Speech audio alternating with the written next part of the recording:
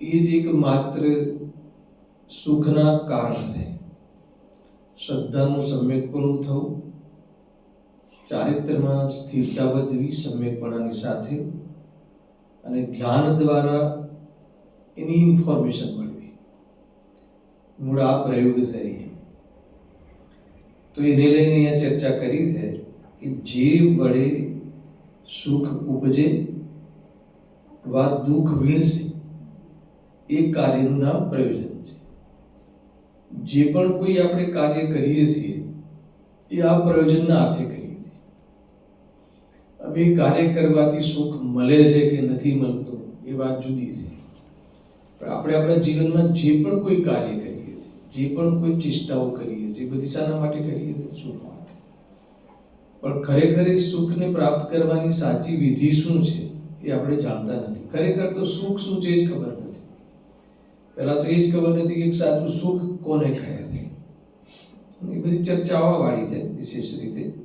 જો આજે તો ઘણી બધી ભક્તિઓમાં ઘણા બધા એને ઈશારા હતા. એમાં લાસ્ટ ભક્તિ તો બહુ जबरदस्त હતી. जब पर्याय में प्रभु का मिलन होगा तो क्या होगा? તો બધી જ પર્યાયો સુહાગન થઈ જશે એમ કહે છે કવિ. જુઓ, એમાં એટલી બધી ઇન્ફોર્મેશન હતી કે સુખની પ્રાપ્તિ કરવા મારે કોઈની જરૂરત નથી. એને બહુ સરળ પદ્ધતિ છે. હવે એ સરળ પદ્ધતિની ચર્ચા કરી છે. એમાં આ શબ્દ હતા બધા. સૌથી સરળ વિધિ છે સુખ પ્રાપ્ત કરવાની. અને और भी ઘણી બધી બાબતો હતી એ ત્યાં છે. જુઓ, જે વડે સુખ ઉપજે વા સુખ વીણશે એ કાર્યનું નામ પ્રયોજન છે. એ પ્રયોજનની જેનાથી સિદ્ધિ થાય તે જ આપણું ઈષ્ટ છે.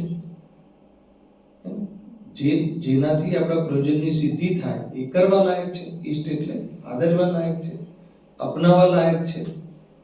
એ ઉપાદેય છે. ઈષ્ટનો અર્થ અહીંયા એ લેવો છે. હવે આ અવસરમાં, કયા અવસરમાં? સુખી થવાનો અવસર ક્યારે ક્યારે છે? પૂરું જે આપણને સંનિપંચેન્દ્રપણાનું જે પ્રાપ્તિ થઈ છે એ પૂરું આપણને આ સુખી થવાનો અવસર છે. ખરેખર તો આ જે દેહ મળ્યો છે ને, જે મનુષ્ય દેહ મળ્યો છે, આ અવસર મળ્યો છે, એ અવસર સુખી થવાના ઉપાય માટે છે.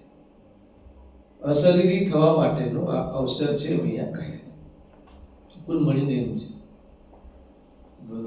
પુણ્ય કેરા પુંજથી શુભ દેહ માનવનો મળે. દેહ મળવું સારી વસ્તુ છે. બીજી લીટી નહીં બોલો, ખરાબ ઇતિહાસની વાત છે.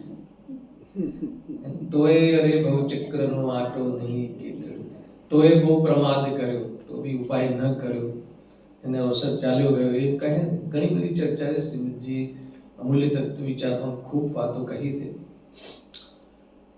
તો અહીંયા કહે છે કે આજે અવસર મળ્યો છે, સંનિપંચેન્દ્રપણું મળ્યું છે, ભાવ મન મળ્યું છે, વિચાર કરવાની શક્તિ મળી છે. તો એ શાના માટે મળી છે? આત્મહિત કરવા માટે મળી છે, સુખી થવાના અવસર માટે મળી. એ અવસરમાં અને આપણે એક જ અવસર છે, બીજો કોઈ અવસર છે નહીં. બાકી બધા આપણને લાગે આ પ્રસંગ છે, પ્રસંગ છે. અરે કદાચિત અજ્ઞાનવશ એ બધા પ્રસંગો પણ સુખી થવાના માને છે.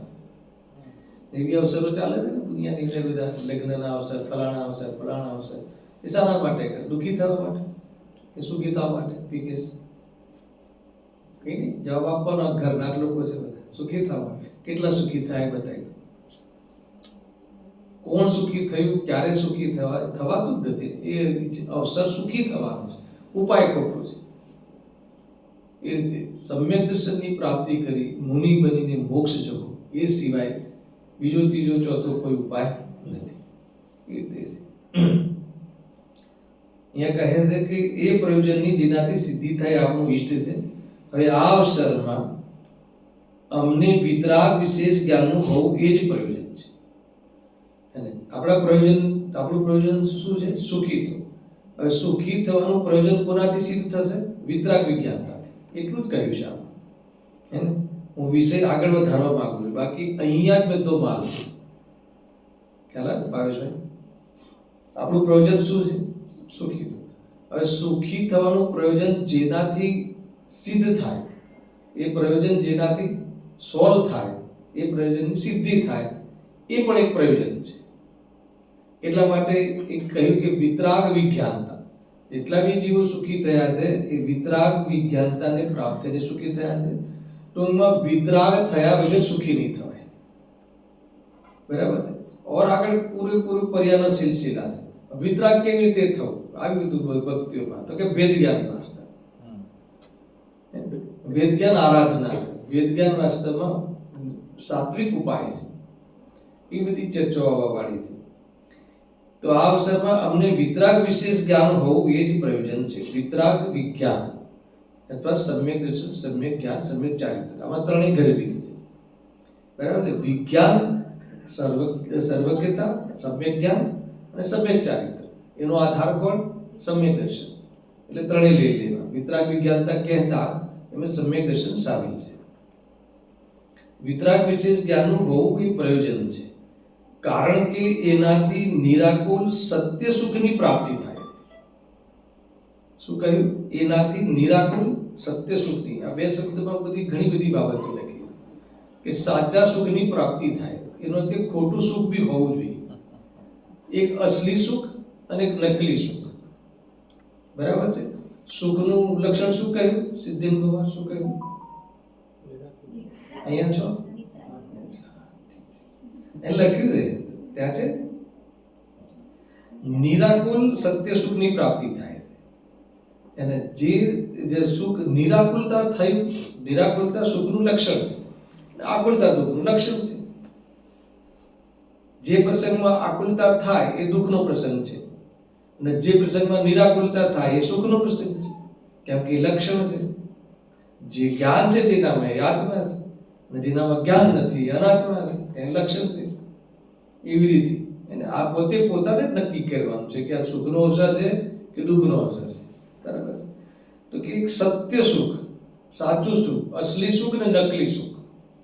અને શાસ્ત્રમાં કયા નામથી મળે છે?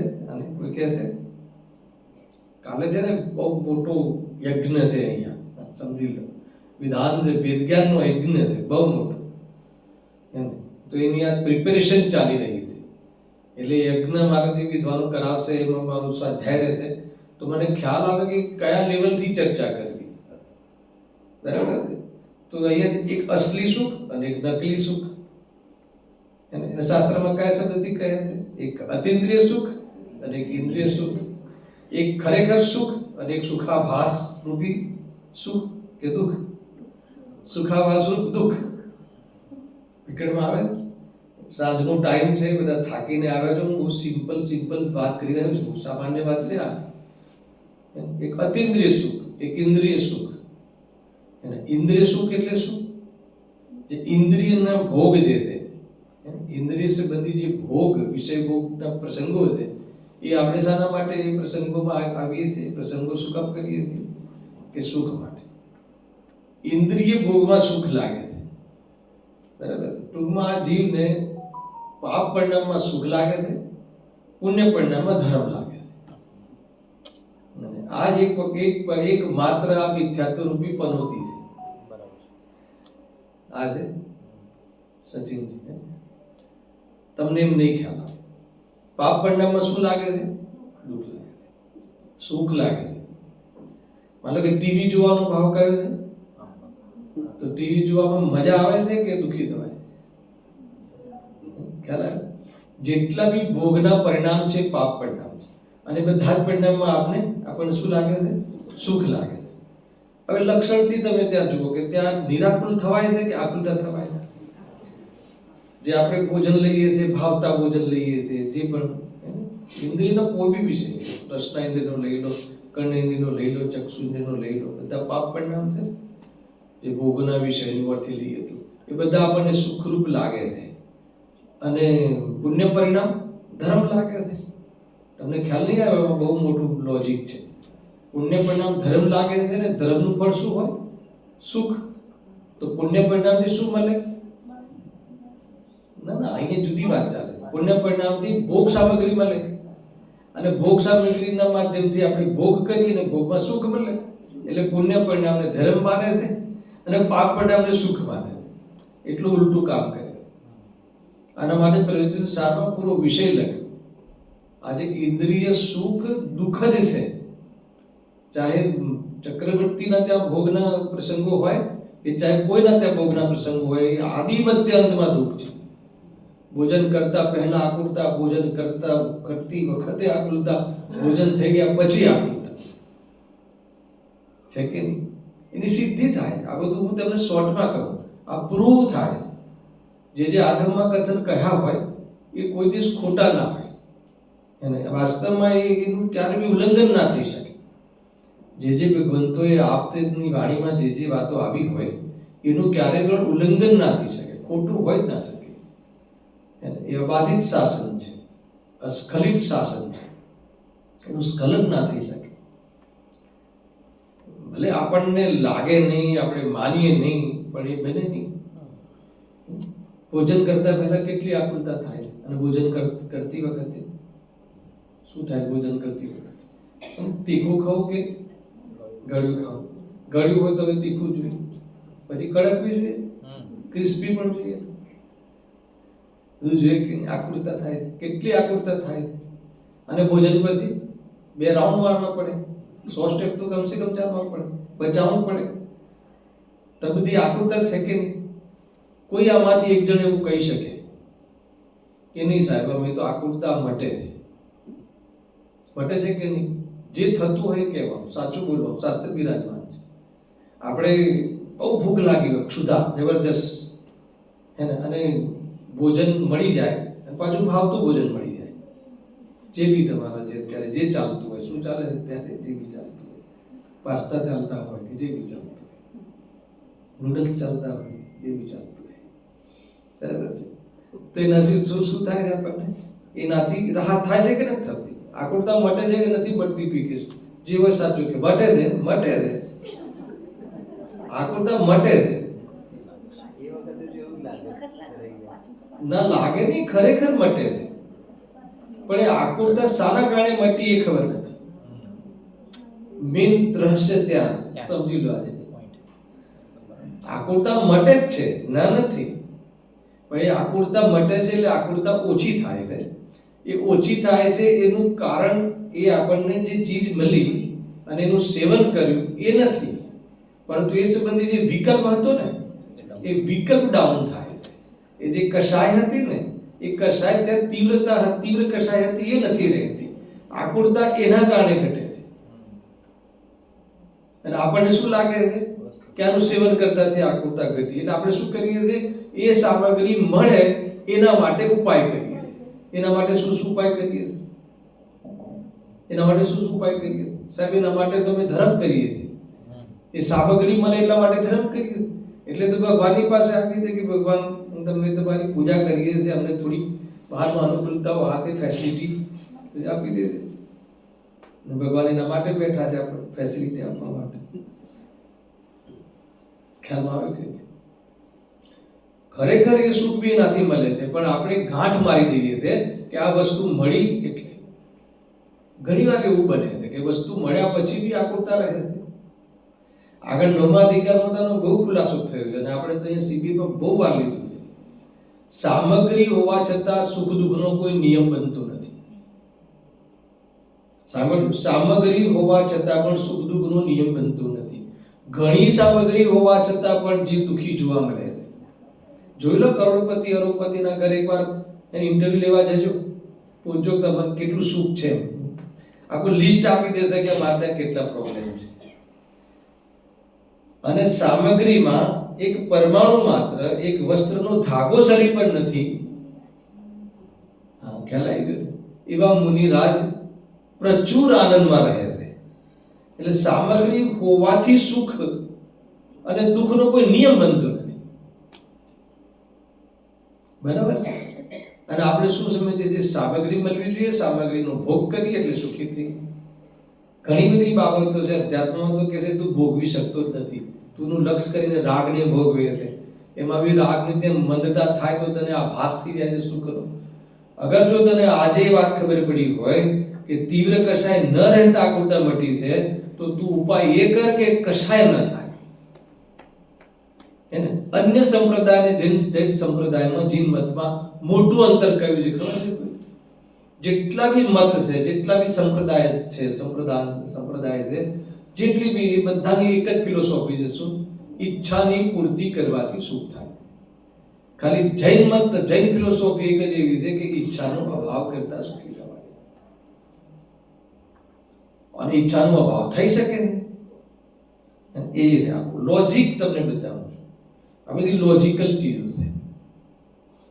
એટલે અમે યુવા વર્ગના જે ક્લાસો લઈએ છીએ ને, એમાં આવા બધા વિષય ખાસ લઈએ છીએ.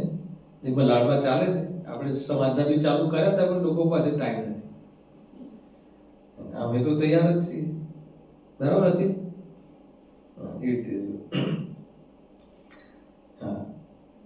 તો એના કયું શું પ્રયોજન છે? સુખી તો સુખી થવાના પ્રયોજનમાં શાનાથી સુખી થવા છે? વિતરાગ વિજ્ઞાનતા. એટલે વિતરાગ વિજ્ઞાનતા એને પ્રાપ્ત કરવું એ અમારું પ્રયોજન છે. કેમ? કેમ કે સુખનું કારણ છે. એના પર લઈ જવાના છે. જુઓ, ટૂંકમાં એક શબ્દમાં કહે તો વિતરાગ થયા વગર સુખી નહીં થવાય. અને રાગ દ્વેષ હશે, મોહ રાગ દ્વેષ હશે, ત્યાં સુધી ક્યારે બી સુખી નહીં થાય. વિતરાગતા હશે તો પોઝિશનો ગમે તેવી હશે. અને મુનિરાજના શરીરનું કોઈ છેદન ભેદન કરે તો બી આનંદમાં રહે છે. ખ્યાલ આવે? બરાબર અતુલભાઈ? અને આપણે એક પગ આમ તકલીફ પહોંચે તો દુઃખી થઈએ. તો રૂલ એ નથી બનતો કે શરીરમાં કોઈ રોગ છે કે શરીરની કોઈ અવસ્થા અલગ થઈ છે એનાથી દુઃખી છે. કારણ કે શરીરની તો એવી અવસ્થાઓ થાય છે, છેદન ભેદન થાય છે, તો બી જીવ સુખી થાય છે. સુખી રહે, આનંદ કરી રહ્યા છે મુનિરાજ. આનંદમાં વૃદ્ધિ કરી રહ્યા છે, અતિથ્ય સુખની વૃદ્ધિ કરી રહ્યા છે. તો સુખનું કારણ વાસ્તવમાં શું છે? નિરોગી શરીર, વિતરાગતા. દેહ બુદ્ધિ નથી, દેહની આસક્તિ નથી. તમે કેટલી બી મેડિસિન્સ લઈ લો, કેટલું બી રોગનું શરીર મટાડવા ટ્રાય કરો, મટી બી જાય તો પણ જીવ સુખી નથી થતો. કેટલી ચિંતા રહે છે. મટી જાય તો હવે ન થાય એની ચિંતા. જેને રોગ નથી થયો એને રોગ થઈ જશે એની ચિંતા. પણ ચિંતા વગરનો કોઈ જીવ હોય તો બતાવો, વિતરાગ ના હોય તો ચિંતા હંમેશા. આગળ તો એવા રહસ્ય ખુલવાના છે કાલના વિધાનમાં. તો બહુ બધી વાતો છે કે રાગ અને દ્વેષ કરવાનું કોઈ પ્રયોજન જ નથી. અગર જો તને વસ્તુની સિસ્ટમ પૂરી, જો સર્વજ્ઞતા એટલે શું? પૂરી જે સર્વજ્ઞતા એટલે પૂરી વસ્તુની સિસ્ટમ બતાવવાના છે. એમાં એ રીતે ભગવાને જે વસ્તુનું સ્વરૂપ જોયું છે, દ્રવ્ય ગુણ પર્યાયનું સ્વરૂપ જોયું છે, અને એ સ્વરૂપ સર્વજ્ઞતાના અંદરની વાત તો એ છે, રહસ્યની વાત તો એ છે. ભગવાન બધું જાણે છે, સર્વને જાણે છે, એ અનુભવ મહિમા નથી લેતું. ત્યાં તમે પૂરું વાંચજો અને પઢા પૂરા. એવી રીતે તો કહે છે કે વિતરાગ થવું જરૂરી છે. ખરેખર રાગ તો ત્યારે થાય કે કોઈ આપણું ભલું કરી શકે. કોણ કોનું ભલું કરી શકે? મોદી સરકાર ભલું કરે કે ઉદ્ધવ સરકાર? કઈ સરકાર ભલું કરે? હા, ઠીક છે, એ ન કરી શકે. ભગવાન તો ભલું કરી શકે કે નહીં? બતાવો બેન. ભગવાન વિતરાગી દેવશાસ્ત્રી ગુરુ પીકેશ ભલું ના કરી શકે? બતાવી પંડિતજી, ભગવાન ભલા નહીં કરી શકે. ક્યાં વાત? કાલે સર્વજ્ઞ દેવ ભગવાન આપણે મહિમા કરવા પડે છે. એ બતાવે છે કે હું તારું ભલું નહીં કરી શકું, એટલે એમનો મહિમા આવે. અગર એ ભલું કરી શકે એમ લાગે એટલે તેમના પ્રત્યે રાગ આવે છે. ભલું કરવાનું માર્ગદર્શન આપી શકે, ભલું ન કરાવી શકે. ભલું કરાવવાની ગાઈડલાઈન આપી શકે, ભલું ન કરી શકે. કરી શકે? મારીચની પ્રોફાઇલ ખબર છે? અગર કરી શકે તો મારીચની પ્રોફાઇલ, પિતા કોણ, દાદા કોણ, પ્રથમ તીર્થંકર જે થયા એ સંસારમાં દાદા, ભરતજી પિતા, કેવી પ્રોફાઇલ. તો એમને એટલું શું જાળવીને એમને મોક્ષ થઈ જાય, થોડું હેલ્પ ના કરી શકે? અરે મદદ તો શું, એ જૈન ધર્મના વિરોધમાં ઉભા રહ્યા. એ 363 માં ચાલે છે, એમના નિમિત્તથી ચાલી રહ્યા છે. વિચાર કરો, જે આપણા અંતિમ શાસન નાયક વિદ્વાન મહાવીર, એમના ઉપદેશમાં 363 નું ખંડન કર્યું છે. હવે વિચાર તો કરો ક્યાંથી ક્યાં થાય છે. આ તો એટલો રસિક વિષય છે ને, આખી રાત ચાલી જાય તો ખબર ના પડે એવો વિષય છે. 1 કલાક જ લઈશ, પોણો કલાક જ લઈશ. એ રીતે કાલે આવશે એનું વિશેષ સ્વરૂપ આવશે.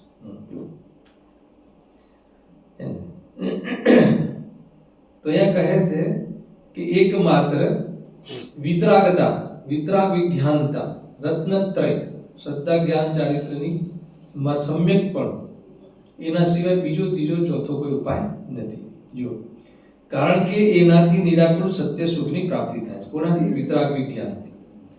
અને સર્વ આકુલતાના દુઃખનો નાશ થાય છે. આ એમને એક ઉત્થાનિકાના રૂપમાં લખ્યું, નીચે હેડિંગ આપ્યું છે કે આવા પ્રયોજનની સિદ્ધિ કોનાથી થાય? કોનાથી થાય? તો લખ્યું અર્યંતાદિકથી પ્રયોજનની સિદ્ધિ.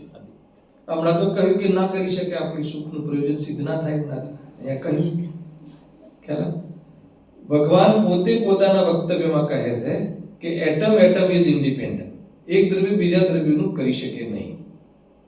બરાબર? તો પછી ભગવાન દ્વારા આપણા પ્રયોજનની સિદ્ધિ કેવી રીતે થાય? દેવી દેવતાઓ તો કરી જ ના શકે, ખ્યાલ. પણ વિતરાગી દેવ તો કરી શકે. એ લખ્યું છે ને અર્યંતાદિકથી પ્રયોજનની સિદ્ધિ. બરાબર? તો કહે છે કે એનો અર્થ એ છે કે નિમિત્ત પ્રધાન કથન. એમને જે માર્ગ બતાવ્યો છે, ચિસ પંથ ચલે ભગવંત વહી આચે, પોતે જ કરવાનું. એમને જે કહ્યું છે એ પ્રમાણે પોતે જ વાસ્તવમાં પરિણમન કરવાનું છે. એ પ્રમાણે શ્રદ્ધા જ્ઞાન ચારિત્ર રૂપી પુરુષાર્થ એ કરવાનું છે. ભગવાનની જે વાણી છે દેશના, એ આપણા સમ્યક જ્ઞાનમાં નિમિત્ત બને. 5 લબ્ધિ, જો 2 યોગ્યતાઓ ખાસ ધ્યાન રાખજો. કેટલીક બાબતો અહીંયા એટલા માટે કહું છું કે એકદમ ન્યુ કમર્સ છે તો નીકળી ગયા અહીંયાથી, ક્યાં ગયા બધા ગયા? એમને જરૂર નથી, તમે તો સાંભળેલું બી હશે. એટલે 2 મુખ્ય વસ્તુઓ છે. એક સંઘની પંચેન્દ્ર પણ હોવું છે, બાહ્ય પાત્રતા, અને 5 લબ્ધિ રૂપ પરિણામ હોવા જોઈએ, એ અંતરંગ પાત્રતા. આ 2 સિવાય ત્રીજી કોઈ વાત આત્મકલ્યાણ માટે, સુખી થવા માટે, પરમાત્મા બનવા માટે, અશરીરી થવા માટે, સંસાર મટાડવા માટે બીજી કોઈ વસ્તુની રિક્વાયરમેન્ટ નથી. આટલી વાત ખ્યાલમાં આવે? એમાં સંઘની પંચેન્દ્ર ગુણ તો ખ્યાલ છે ને બધા? બેટા ખ્યાલ છે સંઘની પંચેન્દ્ર ગુણ? બોલો. મદદ નહીં કરવાની.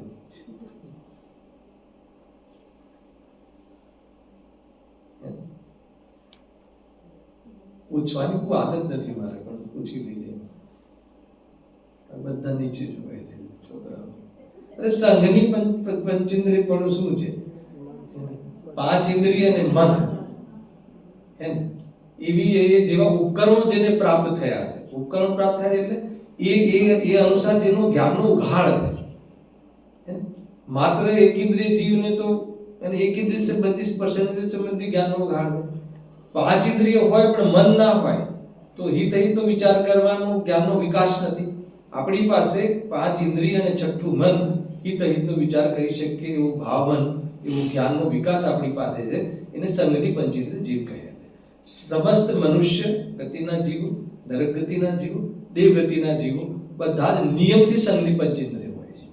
તિર્યંજ ગતિમાં ખાલી ભેદ પડે છે, બહુ ઢગલો જીવ છે ત્યાં. તિર્યંજ ગતિના નિગોધનો જીવનું જો આમાં જોઈન્ટ કરવામાં ના આવે તો અનંત જીવની સિદ્ધિ નથી. એટલા જીવો છે તિર્યંજ ગતિ. એમાં 1 ઇન્દ્રિય, 2 ઇન્દ્રિય, 3 ઇન્દ્રિય, 4 ઇન્દ્રિય, 5 ઇન્દ્રિય, સંઘી પંચેન્દ્રિય અને અસંઘની પંચેન્દ્રિય, બધી જ પ્રકારના જીવો ત્યાં જોવા મળે છે. એક સાપ એવો બી હોય છે કે મન વાળો બી હોય છે ને મન વગરનો બી હોય છે. એ રીતે મન વગરનો સાપ હોય આત્મકલ્યાણ ના કરી સાપ, પણ મન વાળો જીવ હોય, સાપ હોય, એ બી આત્મકલ્યાણ કરી શકે. સાપની વાત કરું છું, હવે દેડકાની વાત નથી કરતો, કેમ કે દેડકાની તમને ખબર છે. બરાબર છે કે મેઠક તો કરી શકે, સિંહ તો કરી શકે, સાપ બી કરી શકે. સંઘની પંચસાપ બે પ્રકારના આવે, એક મન વાળું ને છોડો એમની વાત. આપણે તો મન વાળા જીવ છીએ. મન ચાપ, મન એટલે શું? મન એટલે તમને ઈચ્છાઓ થાય છે, મન નહીં. મન એટલે તમારા જ્ઞાનનો એટલો વિકાસ કે તમે સ્વપરનો નિર્ણય કરી શકો, તમે હિત હિતનો વિચાર કરી શકો, સાત તત્વોનો નિર્ણય કરી શકો, શુદ્ધ જ્ઞાનમાં કેવલ જ્ઞાનનો નિર્ણય કરી શકો. કલ તમારી પંક્તિ है पूरी, શુદ્ધ જ્ઞાન કેવલ જ્ઞાનનો અભિનંદન કરે. બિંદુ જેવું શુદ્ધ જ્ઞાન કેવલ જ્ઞાન સિંધુનો નિર્ણય કરે છે. એ પૂરી પૂજનમાં છે કથા. હું પૂરી સ્ટડી કરીને આવ્યો, 3 વાર વાંચીને આવ્યો બરાબર વિધાન. તૈયારી કર્યા વગર ક્યાંય જતો નથી. ભણવા જવું તો બી, ભણાવવા જવું તો બી નિયમ છે. કોઈ પંડિતજી આવવાના હોય, કોઈ પ્રવચન લેવાના હોય તો સ્ટડી કરીને જ જવાનું. પંડિતજી કહે છે બરાબર કહે છે કે નહીં, ખ્યાલ આવે કે એનો અર્થ કે આપણને ખ્યાલ આવે. તમે મગજમાં કોઈ વિષય લઈને ખ્યાલ હોય ને તો તમને જે વિદ્વાન જ્યાંથી કહે છે અપેક્ષાઓ આપણને ખ્યાલ આવે. જરૂરી છે. બહુ તૈયારી સાથે આ કામ છે. આ કામને તમે સામાન્ય નહીં સમજો. ખ્યાલ વાત શું ચાલતી હતી? એક પાત્રતા તો છે આપણી પાસે, એમાં બાય ડિફોલ્ટ છે, હે ને? કોઈ કશાની મનતાથી મળી ગયું છે, કોઈ પુરુષાર્થ નથી કર્યો એના. હવે જે પરિણામની અંદર જે 5 લબ્ધિ કહી, એ 5 લબ્ધિમાં દેશના લબ્ધિ આવે છે. કઈ 5 લબ્ધિ? બોલો સિદ્ધિનભાઈ, પૂછો. કેટલી વાર મારી સામે સાથે ભણવાનું હતું. બોલો પીકેશ ફટાફટ. ફરીથી પહેલી કઈ? સૌક્ષમ લબ્ધિ, વિશુદ્ધિ લબ્ધિ. પછી આવા ક્રમ છે, આગળ પાછળ બોલશો તો નહીં ચાલે, કે ક્રમથી પ્રગટ થાય. સૌક્ષમ લબ્ધિ, વિશુદ્ધિ લબ્ધિ, દેશના લબ્ધિ, પ્રાયોગિક લબ્ધિ અને કરણ લબ્ધિ. પછી બધું જ છે. પછી સમ્યક દર્શન પૂરેપૂરું. હા, લબ્ધિના પ્રકટમાં કાંઈ નથી. બરાબર છે. ઉપલબ્ધિ છે પછી પૂરેપૂરી. ખ્યાલ? સૌક્ષમ લબ્ધિ તો એમાં દેશના કઈ, દેશના લબ્ધિ કઈ, દેશના નહીં, દેશના ભગવાનની વાણી છે, આપની વાણી છે. અને એના માધ્યમથી જે તત્વની આપણને જે પક્ષ બને છે, તત્વની જે ફેવર આવે છે, એ શું છે? તત્વની ફ્લેવર્સ અને ફેવર બે આવે. એલા તે શું છે? દેશના લબ્ધિ, ઉપલબ્ધિ થાય. ભગવાનને જે વાત કહી છે એ આપણા જ્ઞાનમાં અને આપણી સોચમાં સાચી ઠરે છે અને આપણને એનો વિશ્વાસ આવે, રૂચે છે કે આમ જ છે. પછી આગળ વાત વધે, ત્યાં સુધી નહીં વધે. તો અહીંયા એ માધ્યમ છે ભગવાનની વાણી, આપણામાં નિમિત્ત છે. ભગવાને કહેલા વાસ્તવમાં જે ઉપદેશ છે એ આપણને લાગુ પડે છે એ એટલા માટે નિમિત્ત તરીકે. બાકી એ કંઈ કરાવી દેશે એમ નહીં, બતાડે, પમાડે નહીં. જીન નાદ જીલી બહુ જ્ઞાની બને, વ્રત ધારે અને નિર્ગ્રંથ બને, મુનિ રાજ્ય ગણી જીન વાણી વડે, સ્વાનુભવતાર અખંડ કરે. આ છે સમોશરમ સ્તુતિમાં છે. આ બહુ જબરજસ્ત છંદ છે. જીન નાદ જીલી બહુ જ્ઞાની, ભગવાનની વાણી સાંભળી પોતે વેદગાન કરે, વેદગાન કરી અવેદની દૃષ્ટિ કરે. વેદગાન એટલે સ્વને સ્વરૂપ અને પરને પરરૂપ માને, દુઃખને દુઃખના કારણ, સુખને સુખના કારણ યથાર્થ નિર્ણય કરે, અને ગુણ વાસ્તવમાં પ્રગટ કરે અને દોષ નો નાશ કરે, ત્યાગ કરે. તો એ પ્રમાણે શું થાય છે? આરાધના થાય છે. તો એ રીતે બહુ જ્ઞાની બને. હવે જે જ્ઞાની હોય શું કરે? જે જ્ઞાની હોય, વ્યાસભામાં કોઈ જ્ઞાની હોય તો ભગવાન બતાવે તો શું કરે? વ્રત ધાર અને નિર્ગ્રંથ બને, વિતરાગતાનો વિકાસ કરે. બરાબર છે. અને જે નિર્ગ્રંથ હોય તો ભગવાનની સભામાં તો મુનિરાજ બી હોય છે. તે શું કરે? કોઈને ખ્યાલ છે? મુનિરાજ શું કરે? હવે એમને બી કામ બાકી છે. ઘણી બધી બાબતો છે ભાઈ. નિયમસાર તો કહે છે કે શું કહે છે? વ્યવહારના પરિહાર અર્થે નિયમસાર લખવામાં આવ્યું છે. વ્યવહારનો પરિહાર, ખ્યાલ આવે કે વ્યવહારનો નાશ કરવા માટે, ત્યાં એટલા માટે પરમાર્થ પ્રગટ કરવા માટે. શુભાશુભ ભાવમાં ઉપાધિ બુદ્ધિ પહેલા મટી જાય છે, પછી એક દેશ પાપનો ત્યાગ થાય છે. ખ્યાલ આવે? પછી સંપૂર્ણ પાપોનો ત્યાગ થાય છે. એક દેશનો પાપનો ત્યાગ ક્યાં થાય છે? શ્રાવક ધર્મ ગ્રસ્ત જીવનમાં 11 પ્રતિમાઓના અંતર્ગત. સંપૂર્ણ પાપોનો ત્યાગ ક્યાં થાય છે? મુનિ જીવનમાં. અને સંપૂર્ણ પુણ્ય પરિણામનો અભાવ ક્યાં થાય છે? 12મા ગુણ સ્થાનમાં, 13મા ગુણ સ્થાનમાં. અને સિદ્ધ ભગવંતોને, અજંત ભગવંતોને સમસ્ત પુણ્ય પરિણામનો અભાવ. ખ્યાલ આવ્યો? બધું રોચક બાબતો છે, આ બધી સમજવા જેવી છે. જો પાપ પુણ્યમાં બંને એક સમાન છે, હે, જીવ અને દેહ, દેહ અને આત્મા બંને ભિન્ન છે, એ જીવ માનતો નથી. અને પાપ અને પુણ્ય બંને એક છે એમ માનતો નથી. આ બે કલા છે. જીવ અને દેહ અને આત્માને ભિન્ન માનવાના છે, અને પાપ અને પુણ્યને એક માનવાના છે. આ ધર્મ માર્ગ છે. બેસે છે વાત કે તમને નવી લાગે છે? પહેલી વાર થોડી સાંભળો, પણ ઉતરી નથી ત્યાં સુધી પહેલી વાર છે. અને હૃદયમાં ઉતરી નથી. પ્રકાશભાઈ, ખ્યાલમાં આવે? દેહ અને આત્મા સદા ભિન્ન છે. આ જીવ ક્યારે માનતો નથી, દેહને જ આત્મા માને છે. બરાબર? અને પાપ પુણ્યને જુદા માને છે. પુણ્યથી સ્વર્ગ જવાય, વૈકુંઠ મળે. અરે વૈકુંઠ નહીં, તો એ માને છે પુણ્યથી મોક્ષ જવા પડે. પુણ્ય સાથે જ પુણ્ય પરિણામ સાથે રહેશે ત્યાં સુધી શ્રેણીનું આરોહણ નહીં. તો બંને વાસ્તવમાં બંધના કારણ છે. એક સોનાની પેઢી છે, એક લોખંડની પેઢી છે, પણ બંને બંધના કારણ. એ મેં કહ્યું. તો પાપ પુણ્ય સમાન છે, પણ એનો છૂટવાનો ક્રમ અલગ છે. હે ને? દ્રષ્ટિમાં એક સાથે છૂટે છે, પછી પાપ છૂટે છે, પછી પુણ્ય છૂટે છે. અને પાપ બી એક સાથે નથી છૂટતું. પેલા એક દેશ પાપોનો ત્યાગ થાય, એક. બરાબર? પાપ છોડવાની વિધિ અલગ છે. પાપ પુણ્યમાં ઉપાદેય બુદ્ધિ ભેદ જ્ઞાન દ્વારા થાય છે. સ્વભાવની એકત્વ બુદ્ધિથી છૂટે છે. બરાબર છે? અને પાપ કઈ રીતે છૂટે છે? પાપ છોડવામાં નિયમ લેવામાં આવે છે કે અભક્ષનો ત્યાગ કરીશ, રાત્રિ ભોજનનો ત્યાગ કરીશ, એના નિયમ લેવામાં આવે. અને પુણ્ય પરિણામ એના બી નિયમ લેવાના. 3 વાર મંદિર જતો છું, પ્રભુ હવે હું 2 વાર મંદિર જઈશ. 4 કલાક સ્વાધ્યાય કરતો, સાહેબ હવે હું 2 કલાક સ્વાધ્યાય કરીશ, એમ નથી. તો પુણ્ય પરિણામનો અભાવ કરવાની વિધિ શું છે? કોઈ બતાવશે? નહીં તો મને એવું લાગે ઘણી વાર હું રિપીટ કરું, પ્રશ્ન પૂછ્યા કોઈ જવાબ નથી મળતો ને, તો મને એવું લાગે રિપીટ નથી થતું. હે? કેવળ જ્ઞાનની પ્રાપ્તિ થાય પાપ અને પુણ્ય બંનેનો નાશ થાય. એ તો ફળ બન્યું. પુણ્ય પરિણામના ત્યાગ કરવાની વિધિ શું છે? જો પાપ પરિણામના ત્યાગની વિધિ તો નિયમ લઈએ છે આપણે કે નહીં, આ પાપ નહીં, આ પાપ નહીં, આ પાપ નહીં. બરાબર? તો પાપ પરિણામની વિધિ, પુણ્ય પરિણામ કેવી રીતે છૂટે? શુદ્ધોપયોગમાં જઈએ ને એટલે પુણ્ય પરિણામ છૂટે. જો મુનિરાજને કયું ગુણસ્થાન? 6થું ગુણસ્થાન કયું છે? શુભ ભાવ, પુણ્ય પરિણામ. 7મું ગુણસ્થાન કયું છે? શુદ્ધોપયોગ. તો જ્યારે શુદ્ધોપયોગમાં જાય છે એટલે શુભ ભાવ નથી રહેતો, શુભ ઉપયોગ નથી રહેતો. તો શુદ્ધોપયોગમાં જઈને શુભ ઉપયોગનો અભાવ થાય છે. ખ્યાલ આવે? એ રીતે શુભ ઉપયોગને છોડવાનો ઉપાય કરવામાં નથી આવતો. પુણ્ય પરિણામ છોડવાનો ઉપાય કરવામાં નથી આવતો. વિતરાગ થવાનો ઉપાય કરવામાં આવે છે. શુદ્ધોપયોગમાં રહે, નિર્વિકલ્પ રહે, ત્યારે વિકલ્પ મટી જાય છે, ત્યારે પુણ્યનો અભાવ થાય. ખ્યાલ આવે? બાકી પુણ્યનો અભાવ કરવાની બીજી, ત્રીજી, ચોથી કોઈ વિધિ નથી. એક રીતે 6થું ગુણસ્થાન પ્યોર અપ્રમદ દશા છે કે પ્રમદ? પ્રમદ એટલે ખબર છે?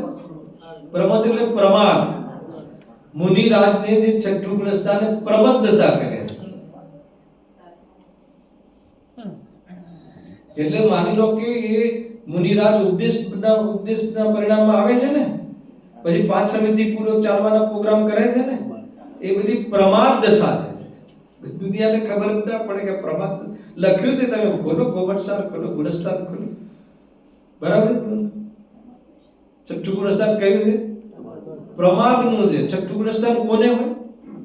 મુનિરાજને. આચાર્ય કુંકુદેવને 5 પરમાગમ લખવાનો જે ભાવ આવ્યો, રાગ બદલું. આચાર્ય કુંકુદેવને 5 પરમાગમ લખવાનો જે રાગ આવ્યો, એટલે એ પ્રમાદ છે. કેમ કે એ વિતરાગ હતા, શુદ્ધોપયોગ ચૂકી ગયા. અને શુદ્ધોપયોગ આગળ ન વધ્યો તો અત્યારે શું થયું? 4થા ગુણસ્થાનમાં છે, દેવગતિમાં છે. દેવ નુકસાન કરી નાખ્યું. नहीं समझ में आवे गजब છે ભાઈ, તો ગજબ છે. મુનિ રાજ ગણી જીન વાણી વડે સ્વાનુભવ તાર અખંડ કરે. એટલે એ ભગવાનની વાણી સાંભળીને અને આચાર્ય અમૃતચંદ્ર દેવ અને આત્મખ્યાતિ ટીકા લખીને શુદ્ધોપયોગ અને જો શુભોપયોગ ને શુદ્ધોપયોગ ખંડ ખંડ થતું હતું. હવે સ્વાનુભવ તાર અખંડ કરે એટલે શ્રેણી આરોહણ કરે એમ અહીંયા કહ્યું છે. એવું જબરજસ્ત ઉપયોગ છે. વાત બહુ સિમ્પલ છે પણ વાત બહુ અને કામની વસ્તુ છે અહીંયા કહે છે. જો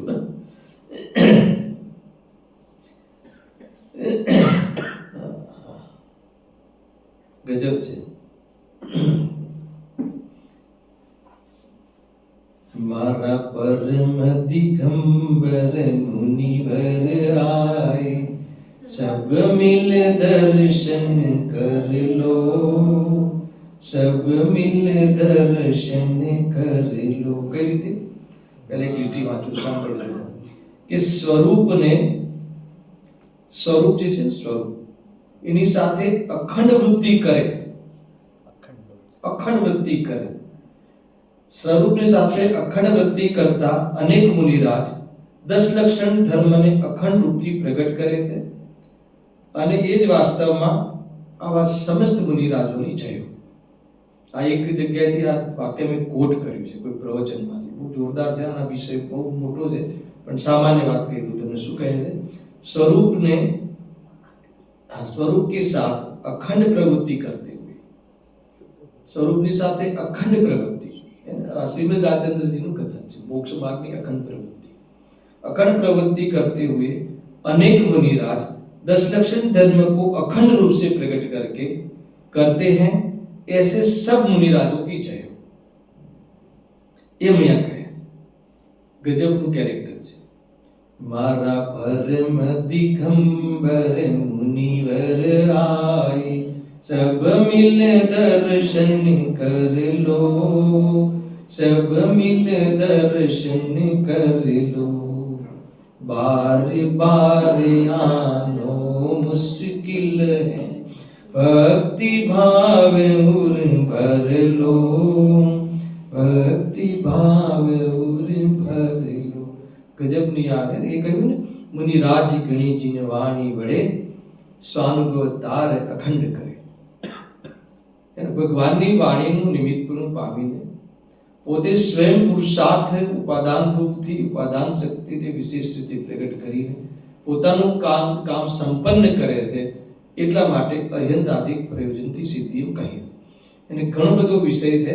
કેટલું લેવાનું છે અતુલભાઈ? 9 વાગે બહુ તકલીફ છે. તૈયારી કરવાની આ સૌથી તૈયારી છે વિધાનની. મેં તો જો ઉત્થાનિકા જ વાંચી છે અને થોડુંક આપણે રસ લઈ લઈએ 5 મિનિટ 5 થી 7 મિનિટ. બહુ અદભુત બાબત છે. આ તો ઉત્થાનિકા એક પ્રકારની ભૂમિકા બાંધી દીધી. અર્યંતાદિકથી પ્રયોજનની સિદ્ધિમાં શું ટોપિક છે? તો સૌથી પહેલા એ લખ્યું છે વળી એ પ્રયોજનની સિદ્ધિ શ્રી અર્યંતાદિક વડે થાય છે. કેવી રીતે થાય એ અહીંયા વિચારીએ છીએ પંડિતજી કહે. તો એના પહેલા એમને પહેલા પરિણામની ચર્ચા કરી લીધી. 3 પ્રકારના પરિણામ. થોડી સ્પીડમાં લઉં છું, બરાબર સાંભળો, બરાબર? તો આત્માના 3 પરિણામ. પરિણામની ચર્ચા શું કામ લીધી ખબર? કારણ કે વિતરાગ પરિણામની અહીંયા પ્રાપ્તિ કરવાનું કહ્યું છે. એટલે 3 પરિણામની વાત કરે છે. જીવને 3 પરિણામ હોય. જીવ પાસે આ 3 પરિણામ કયા? વિશુદ્ધ, ફરીથી સંકલેશ, વિશુદ્ધ અને શુદ્ધ. બરાબર? સંકલેશ પરિણામ એટલે પાપરૂપ, બરાબર? તીવ્ર કષાય. વિશુદ્ધ પરિણામ એટલે મંદરૂપ, શુભ ભાવ. અને શુદ્ધ પરિણામ એટલે વિતરાગ પરિણામ. જો મૂળ પરિણામોના 2 ભેદ એને તમે આગમથી વાત કરીશું. આગમના અર્થથી નિરૂપણ કરીશું અને અધ્યાત્મની અર્થથી સંપન્ન કરીશું. ખ્યાલ? આ વાત મુખ્ય છે, બરાબર છે? તો પરિણામ 2 પ્રકારના, એક અશુદ્ધ અને એક શુદ્ધ. 2 પ્રકારના પરિણામ, અશુદ્ધ અને શુદ્ધ. અશુદ્ધના 2 ભેદ, શુભ અને અશુભ. તો શુભ કોનો ભેદ છે? અશુદ્ધનો, બરાબર છે? તો એ થઈ ગયો અશુભ ભાવ. શુભ ભાવ એટલે વિશુદ્ધ પરિણામ. અહીંયા પહેલા પંડિતજી કહે છે, જો લખ્યું છે તીવ્ર કસાય રૂપ સંકલેશ છે, મંદ કસાય રૂપ વિશુદ્ધ છે અને કસાય રહિત શુદ્ધ પરિણામ છે. હવે વિતરાગ વિશેષ જ્ઞાનનું પોતાના સ્વભાવના ઘાતક જ્ઞાનાવરણાદી ઘાતી કર્મોનો તો સંકલેશ પરિણામ વડે તીવ્ર બંધ થાય છે. પાપ કર્મથી તીવ્ર બંધ થાય છે કર્મનો, અને ટૂંકમાં પાપ એટલે સ્વરૂપથી શું કરાવે? પતિત કરાવે. પાપ પરિણામ તીવ્ર કષાયમાં ઘડે ઉપદેશ ઘડે ના ઉતરે. હું ઘણી વાર કહું છું, એક બે ત્રણ સ્લોગન છે કે કષાયની મનતામાં જીવ સ્વાધ્યાય કરવા આવે, ફરીથી કષાયની મનતામાં ઉપદેશ સાંભળવા આવે. બરાબર? ઉપદેશ સાંભળવા આવે ત્યાં કષાયની મનતા સમજવી સામાન્ય કથન છે. એને ઘણા મારા જેવા તો સગું સાચવવા બી આવે, માસીનું ઘરનો પ્રોગ્રામ છે, સગું સાચવવા એવું બી બને, એવું બને. બરાબર? એ રીતે તો ભલે સગું સાચવવા આવે, ક્યારેક વાત કાને પડી જાય તો કામ થઈ જાય. ટૂંકમાં સ્વાધ્યાય ઉપદેશ સાંભળવા આવે કશાયની મનતા. પછી ઉપદેશમાં જે તત્વ કયા હોય ને એનો નિર્ણય થાય એ મોહની મંદતા છે, અને નિર્ણયમાં દ્રઢતા આવે એ મોહની અતિ મંદતા છે, અને એ તત્વની પ્રતીતિ થઈ જાય તો મોહનો અભાવ. બસ આટલો જ ધર્મ છે. એમાં પછી બધું જ આવી જશે. આગળ વિકાસ થશે, મુનિ પણ આવશે, શ્રેણીનું આરોહણ થશે, મહાવ્રત આવશે, બાકી બધી રેલમ છે, બધા જ મતલબ બાહ્ય અને અંતરંગ બધા જ પ્રકારના વેશ ઓટોમેટિક આવી જશે. પહેલા અહીંયાથી સ્ટાર્ટ કરવું પડશે. એની ચર્ચા છે. બરાબર? ત્રણ પ્રકારના પરિણામ કયા? હવે હું તમને એને સિમ્પલ કહી દઉં સામાન્ય રીતે. એટલે પાપ પરિણામમાં તો એક પ્રકારથી એ તો તીવ્ર કશાય હોય, એમાં જીવ ઉપદેશ માનવા જ તૈયાર ના થાય. એને તમે ગમે એટલું સમજાવો, એને ટૂંકમાં આવેશમાં આવેલા વ્યક્તિના નિર્ણયો ખોટા હોય. બરાબર? લૌકિકમાં બી એટલે કહે છે કે પાપ પરિણામ હોય ત્યારે એને સમજાવો નહીં સમજે, તીવ્ર કશાયમાં ના સમજે. કશાયની મનતામાં એટલો લાભ થાય છે કે સમજવા તૈયાર થઈ જાય. કશાય મનતા એક વાતાવરણ છે, બરાબર છે, એટમોસ્ફિયર છે એવું કે જે તત્વનો નિર્ણય કરવાની યોગ્ય પરિણામ છે. એટલા માટે તે શાસ્ત્રમાં એને નિમિત્ત તરીકે કહ્યું.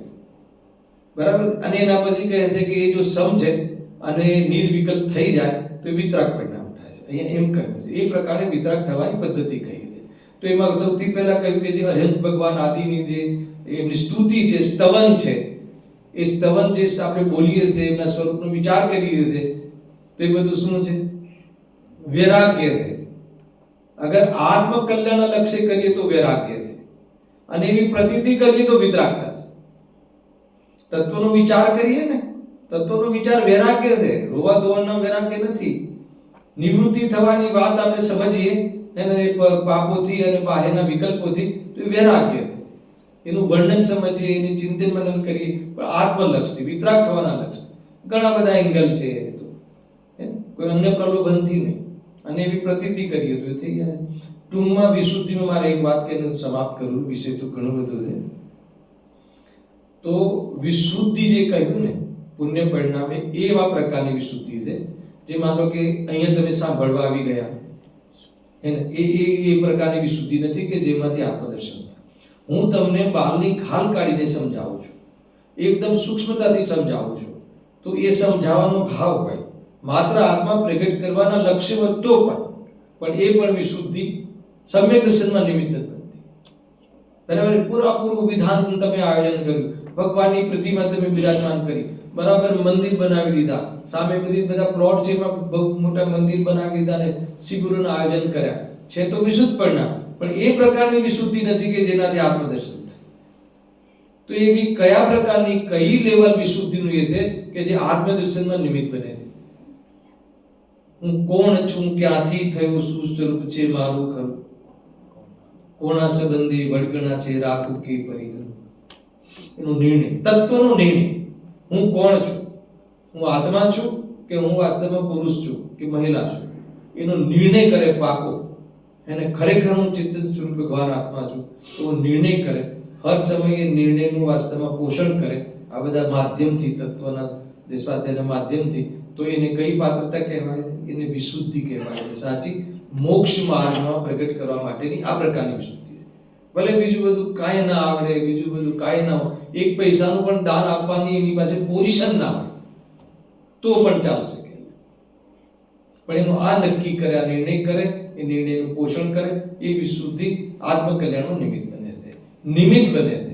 પણ એ વિશુદ્ધિ પછી વાસ્તવમાં એવી પ્રતીતિ કરી લે, એની આખી પ્રોસેસ છે. એને ઘણીવાર હું કહી ચૂક્યો છું, અહીંયા પણ લખ્યું છે, અને એ પ્રમાણે ખાલી વાંચી લઉં છું. જો છેલ્લી લીટી વાંચો અથવા કે લખ્યું છે ને એ વાંચો ડાયરેક્ટ. અર્હંતાદિકના આકારનું અવલોકન વા સ્વરૂપનો વિચાર, 80મી ગાથા બેસે છે. જે જાણતું અર્હંતને દ્રવ્ય ગુણને પર્યપણે તે જીવ જાણે આત્મને તસુ મોહ પામે લઈ કરે. એ સ્વરૂપનો વિચાર કર. પછી તેમના વચનનું શ્રવણ, તત્વનું શ્રવણ. પછી નિકટવર્તી હોવું. આ નિકટવર્તીનું શું અર્થ છે? પીળા વસ્ત્ર પહેરી અને ભગવાનના હાથથી સ્પર્શ કરો. લોકો બહુ પડાપડી કરે, પ્રક્ષાલ થઈ ગયા પછી હાથ લગાવે, કઈ ખબર નથી પડતી. એ નિકટવર્તી નથી. એમને કહેલા તત્વનું ભાવવાસન થવું એ નિકટવર્તી. રૂચવાય તત્વ એ નિકટવર્તી છે. બરાબર છે?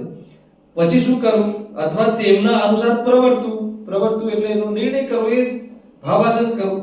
એ વગેરે કાર્ય તત્કાલ જ નિમિત્તબુદ્ધ થઈ, નિમિત્ત છે જુત્વા વિશુદ્ધિ, રાગાદિને હીન કરે, મોહને મંદ કરે અને વિશેષ સામાયિકના કાલમાં મિથ્યાત્વનો ભાવ કરે, સ્વરૂપમાં રહીને નિર્વિકલ્પ થઈને.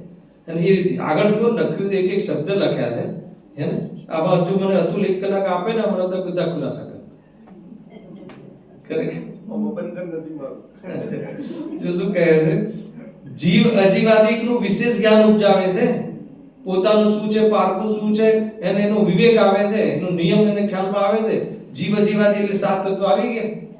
હંમેશા 3 કથન કહું છું ને. પારકું શું છે, પોતાનું શું છે, જીવ અજીવ તત્વ, દુઃખ અને દુઃખના કારણો, આશ્રયબંધ તત્વ, પછી સુખ અને સુખના કારણો, સંપત્તિના મોક્ષ તત્વ, એ સંબંધી ભૂલ એટલે અયથાર્થતા, અથવા એ સંબંધી ભૂલ એ અજ્ઞાન છે, અને એ સંબંધી હે કે ઉપાધિ યથાર્થ સમજવું એ સમ્યક જ્ઞાન છે. એ પૂરી પ્રોસેસ છે. આ તો પ્રોસેસની તમને મેં હેડિંગ કહી દીધા. એ પ્રોસેસ પૂરી ચલાવવામાં આવે છે. જીવ અજીવાદિકનું વિશેષ જ્ઞાન ઉપજાવે છે, માટે એ પ્રમાણે પણ શ્રી અર્હંતાદિક વડે વિતરાગ વિશેષ જ્ઞાનનું પ્રયોજનની સિદ્ધિ થાય. કુલ મળીને ભગવાને જે વસ્તુની સિસ્ટમ બતાવી છે, વસ્તુનું સ્વરૂપ ને વસ્તુ વ્યવસ્થા બતાવી છે, એ સર્વજ્ઞતા, ભગવાનની જે સર્વજ્ઞતા, સર્વજ્ઞ દેવના વિધાનમાં એમની જે સર્વજ્ઞતાની જે મહિમા કરવામાં આવશે કાલે, અને પંડિતજી બતાવશે, સચિનજી, અને એમાં ઘણી બધી બાબતો છે. અને એની ચર્ચા આપણે કાલના વ્યાખ્યાનમાં પણ વિધાનના માધ્યમથી થોડી કરીશું, કે એમાં શું તાકાત છે, શું પોટેન્શિયલ છે. સર્વજ્ઞતા, એક વાક્ય તમને કહી દઉં કે જે સર્વજ્ઞતા જે છે એ મહાન કે સર્વજ્ઞ સ્વભાવ મહાન? સર્વજ્ઞ ભગવાન મહાન કે સર્વજ્ઞ સ્વભાવ મહાન? તમને ખ્યાલ આવે છે? સર્વજ્ઞ સ્વભાવનો મહિમા ત્યારે થશે, સર્વજ્ઞ ભગવાનનો મહિમા ત્યારે થશે કે સર્વજ્ઞ સ્વભાવની દ્રષ્ટિ થશે. એના વગર કોઈ કાર્યક્રમ નહીં થાય. એના વગર કોઈ કાર્યક્રમ થઈ જ નથી શકતો. એની વિશેષ ચર્ચા આપણે કાલે કરીશું. સહજાનંદી શુદ્ધ સ્વરૂપી અવિનાશી આત્મ સ્વરૂપ સહજાનંદી